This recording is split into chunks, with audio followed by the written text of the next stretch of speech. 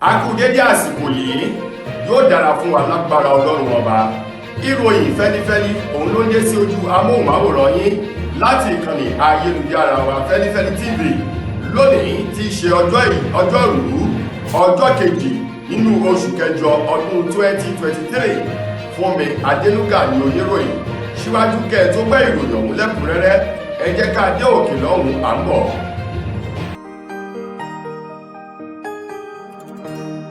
Ìròyìn Feli-feli TV, àjààbálẹ̀ làwọn ìròyìn ti wà, máa wò lóòrèkóòrè.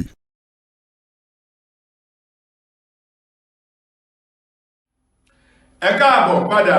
ìròyìn fẹ́lifẹ́li ọ̀hún rèé lẹ́kùnrẹ́rẹ́. Ààrẹ orílẹ̀-èdè wa Nàìjíríà Bọ́lá Ahmed Tinubu lónìí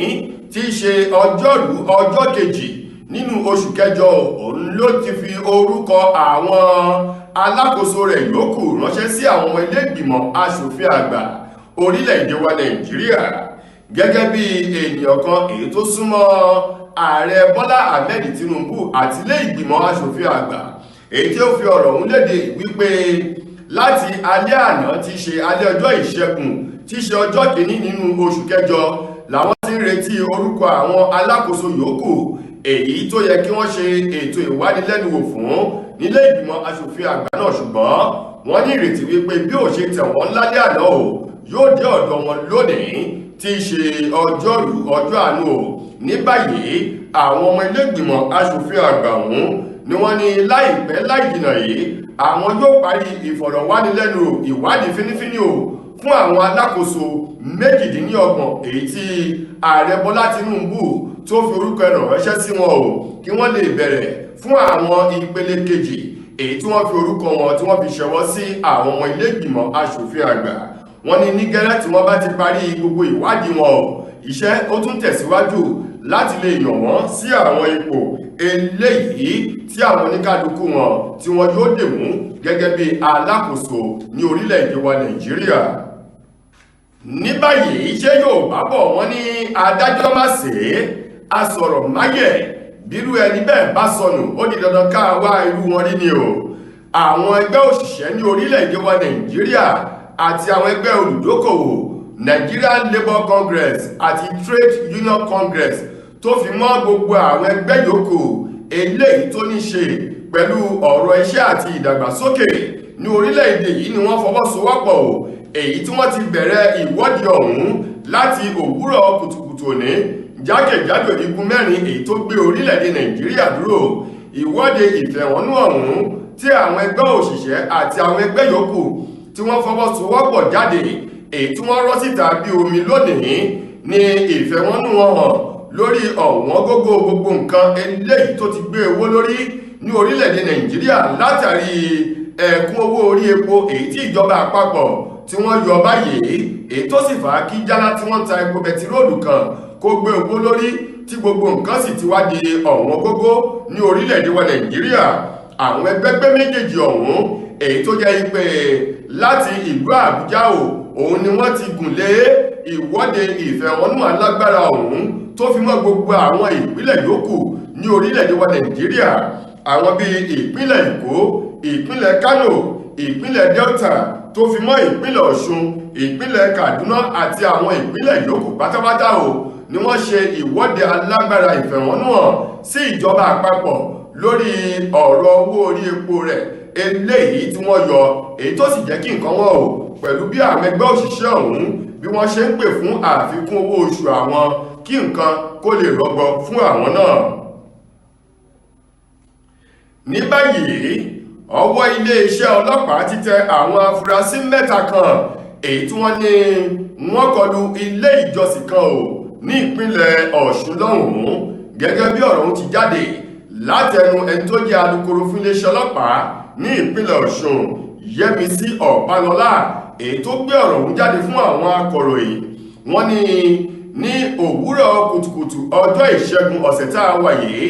làwọn oníṣẹ́ ibi ọ̀hún ni wọ́n ya lu ilé ìjọsìn aláṣọ funfun kan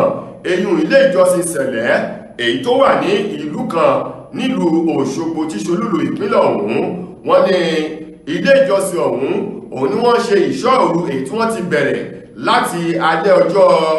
ajé ọ̀sẹ̀ tá a wà tí ṣe alẹ́ Monday tí wọ́n sì parí rẹ̀ ní ìdájí àárọ̀ kùtùkùtù ọjọ́ ìṣẹ́gun ọjọ́ Tuesday. Wọ́n ní lọ́wọ́ ìdájí ọ̀hún làwọn oníṣẹ́ ibi afurasí náà ni wọ́n kọlu àwọn ènìyàn èyí tó wá fún ìṣọ́ òru ọ̀hún tí wọ́n sì jí àwọn 12 gbé lọ. Nínú wọn náà ni wọ́n tún bá ọ̀kan sùn nínú àwọn obìnrin náà èyí tí wọ́n fi tìpátìkúùkù ní àjọṣepọ̀ pẹ̀lú rẹ̀, ṣùgbọ́n pẹ̀lú oore ọ̀fẹ́ ìfọwọ́sowọ́pọ̀ àwọn ọdẹ àdúgbò fìjìláńtẹ́ pẹ̀lú àwọn akíkanjú ènìyàn, wọ́n rí 3 mú nínú àwọn oníṣẹ́ ibi afurasí náà tí wọ́n sì gba àwọn ènìyàn ọ̀hún tí wọ́n jí gbé èyí tí wọ́n gbà wọ́n kúrò lákàkà àwọn oníṣẹ́ ibi ní báyìí Yẹmisí Ọ̀pálọ́lá wá ṣe ìkìlọ̀ wípé kí àwọn ilé ìjọsìn gbogbo pàápàá jù àwọn ilé ìjọsìn tí wọ́n ń bẹ ní abúlé ibi tó jìnnà sí ẹsẹ̀ àwọn èèyàn àti ìlú kí wọ́n ṣọ́ra fún àwọn ìṣọ́ òru èyí tí wọ́n máa ń ṣe ní alalẹ́ àbí ní òru, ipe kí wọ́n fún gbogbo sí ojúmọmọ lásìkò tí a lè ríra wa tá a dára wa mọ̀. Bákan náà ló ní àwọn tí wọ́n mú ọ̀hún wọ́n ti wà ní àkàkà àwọn ọlọ́pàá fún ìwádìí lẹ́nu àwọn oníṣẹ́ ibi náà. Ọ̀gbẹ́ni kan rèé èyí tí orúkọ rẹ̀ ń jẹ́ Kingsley Bassey, ẹni ọdún 23 òun mà ni wọ́n ti ní kó lọ fi sínú ọgbà àhámọ́ èyí tó wà ní Kirikiri ní ìpínlẹ̀ Èkó látàrí pé ó ṣekú pa àbúrò rẹ̀ tí í ṣe ọmọ ọdún 2. Gẹ́gẹ́ bí ìròyìn ọ̀hún ti jáde ẹni tó jẹ́ olùpẹ̀jọ́ èyí tó rojọ́ nílé ẹjọ́ láti fi tako ìwà iṣẹ́ ibi èyí tí Kingsley Bassey tó hù ti ṣe ẹni ọdún 23 ó ní eyín ọ̀gbẹ́ni Thomas Nurudeen ṣe lálàyé fún ilé-ẹjọ́ májísírèètì tó kalẹ̀ sí Yaba ní ìpínlẹ̀ Èkó lọ́jọ́ ajé ọ̀sẹ̀ tá a wà yìí wípé Kingsley Bassey hùwà iṣẹ́ ibi náà èyí tó fi ṣe ikú pa àbúrò rẹ̀ látàrí àwọn àṣìlò ògùn olóró èyí tí wọ́n ń lò èyí tó jẹ́ kí ìwà rẹ̀ kó yàtọ̀ sí ti ènìyàn gidi ní báyìí wọ́n ti mú Bassey ní pé kí wọ́n lọ fi sínú ọgbà àmọ́ èyí tó ń bẹ ní Kirikiri. Wọ́n ní ọjọ́ 29 oṣù karùn-ún tí í ṣe ọjọ́ ajé nínú ọdún tá a wà yìí nìkan bí aago 8 òwúrọ̀ òun ni Bassey ló hùwà iṣẹ́ ibi náà èyí tó rán àbúrò rẹ̀ lọ sí ọ̀run àrèmábọ̀. Ní ìgbà tí adájọ́ ọ̀hún Patrick Nwaka èyí tó korò ojú sí ìwà eléyìí tí Bassey hù, òun ló sọ wípé béèyàn bá ti ṣe ohun tí ò yẹ kó ṣe dandan ni kí ojú irúfẹ́ ni bẹ́ẹ̀ kó rí nǹkan tí ò yẹ kó rí ó ní kò sí ọ̀rọ̀ mọ́ báyìí wípé gbogbo ìgbìyànjú ni wọ́n ti sà tí wọ́n sì fi wọ̀nyí pé lótìtọ́ àti lódodo Kingsley Bassey jẹ̀bi ẹ̀sùn tí wọ́n fi kàn án, ṣùgbọ́n lásìkò tí Bassey tó ń rawọ́ ẹ̀bẹ̀ wípé iṣẹ́ èṣù ni wípé orí òun ti pé ojú òun sì ti là báyìí. Nwaka ti ṣe adájọ́ ilé-ẹjọ́ májísírèètì náà ni kò sí ẹ̀bẹ̀ ẹni bá ti hùwà ibi dandan ní kí ojú rẹ̀ kó rí nǹkan tí ò yẹ kó rí ó ní kí wọ́n lọ fi sínú ọgbà àhámọ́ Kirikiri títí di ìgbà tí wọ́n máa tún ẹjọ́ rẹ̀ gbé dìde èyí tó sì sún ẹjọ́ ọ̀hún sí ọjọ́ 21 nínú oṣù kẹjọ ọdún tí a wà yìí. Lákòótán nínú ìròyìn wa fún tòní, gbajúgbajà ọmọ orílẹ̀-èdè wa Nàìjíríà adẹ́rìn-pòṣónú eyín Bright Òǹkpocha tí gbogbo èèyàn mọ̀ sí basket mouth òun mà ló ti fi ìdùnnú àti ayọ̀ rẹ̀ hàn sí gbogbo àwọn olólùfẹ́ rẹ̀ àtọmọ orílẹ̀-èdè Nàìjíríà lásìkò ètò fi fọ́nrán kan sórí ìkànnì ìbánidọ́rẹ̀ẹ́ àti ayélujára rẹ̀ Instagram rẹ̀ ní ìgbà tí ọmọ rẹ̀ ọkùnrin Jason Òǹkpocha tí í ṣe ọmọ basket mouth ọkùnrin yìí tó darapọ̀ mọ́ àwọn líìgì ọ̀jẹ̀wẹ́wẹ́ agbábọ́ọ̀lù ti ikọ̀ Liverpool tí ń bẹ ní orílẹ̀-èdè England lọ́hùn-ún níbi tó ti nínú òun dùn láti rí ọmọ òun ọkùnrin láti darapọ̀ mọ́ àwọn líìgì agbábúta ọ̀jẹ̀wẹ́wẹ́ ti igun Liverpool ní orílẹ̀-èdè England tó túmọ̀ sí wípé ọmọ òun yóò ti máa bẹ̀rẹ̀ sí ní sa ipá àti agbára ipé kóun tún lè darapọ̀ mọ́ àwọn àgbà ọ̀jẹ̀ ó ní pẹ̀lú èyí ó ti ń fi orúkọ ìdílé òun hàn sí dáadáa nínú ọ̀rọ̀ èyí tí basket mouth èyí tó wá fi kún fọ́nrán ọ̀hún tó fi sórí ìkànnì Instagram rẹ̀ ní wípé lọ sínú ayé láti lọ fi ògo bàbá wọn kó o sì gbé oríyìn fún ìdílé òun bó ti jẹ́ nínú ọ̀rọ̀ basket mouth àti ọmọ rẹ̀ ọkùnrin èyí tó darapọ̀ mọ́ líìgì àgbábúta ọ̀jẹ̀wẹ́wẹ́ ti Liverpool ní orílẹ̀-èdè England nù. tó ẹ̀yin ará ìròyìn Feli-feli kò ní jù báyìí lọ láti kànnì ayélujára wa Feli-feli TV lónìí tí í ṣe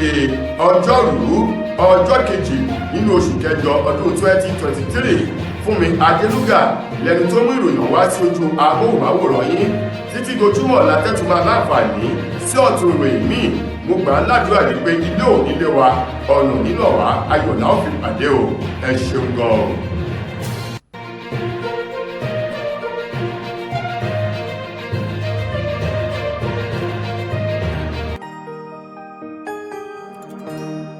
Ìròyìn Feli-feli TV àjààbálẹ̀ làwọn ìròyìn ti wà máa wò lóòrèkóòrè.